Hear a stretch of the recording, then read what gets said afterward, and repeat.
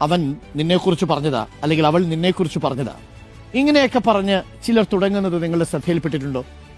ആരും കേൾക്കണ്ട കേട്ടോ. പിന്നെ പൊടിപ്പും തൊങ്ങലും വെച്ചുള്ള ഓരോരോ കാര്യങ്ങളാണ്. ഒരാളുടെ അഭാവത്തിൽ ആ വ്യക്തി പറഞ്ഞതോ ചെയ്തതോ ആണെന്ന് മറ്റൊരാളോട് എരിവും പുളിയും ചേർത്ത് പറയുന്ന ഈ പണിക്ക് ഏഷണി അഥവാ പരദൂഷണം പറച്ചിലെന്നാണ് പേര്. ഇത്തരത്തിൽ പരദൂഷണം പറയുന്നത് പുറമേ നിരുപദ്രവമെന്ന് തോന്നും, ഒരു ടൈം പാസ് ആയിരിക്കും ചിലർക്ക്. പക്ഷെ അതിന് ദൂരവ്യാപക പ്രത്യാഘാതങ്ങൾ സൃഷ്ടിക്കാനുള്ള കഴിവുണ്ട് എന്നതാണ് എനിക്കിത് നിങ്ങളോട് പറയാനുള്ളത്. ഒരാളുടെ അസാന്നിധ്യത്തിൽ അയാളെക്കുറിച്ച് മോശമായി പറയുക, അയാളെക്കുറിച്ച് ഇകഴ്ത്തി സംസാരിക്കുക, കുറേശ്ശെയായി മറ്റൊരു വ്യക്തിയെക്കുറിച്ച് നിങ്ങൾ കുറ്റങ്ങൾ കേൾക്കുകയും ചർച്ച ചെയ്യുകയും ചെയ്യുന്നത് ആ വ്യക്തിയുമായി മാനസിക അകൽച്ച സൃഷ്ടിക്കും.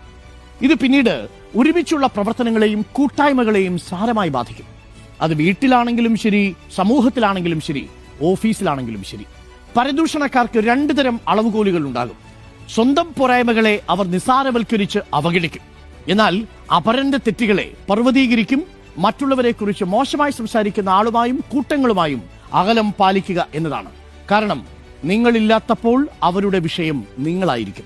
അന്യരെ അളക്കുന്ന അളവുകോൽ കൊണ്ട് അവനവനും അളക്കപ്പെടുമെന്നത് കാലത്തിന്റെ നിയോഗമാണെന്ന് ഓർമ്മിക്കുക. മറ്റുള്ളവനെ അളക്കാൻ നോക്കാതെ സ്വന്തം കാര്യം നോക്കി നമുക്ക് മുന്നോട്ട് പോകാം.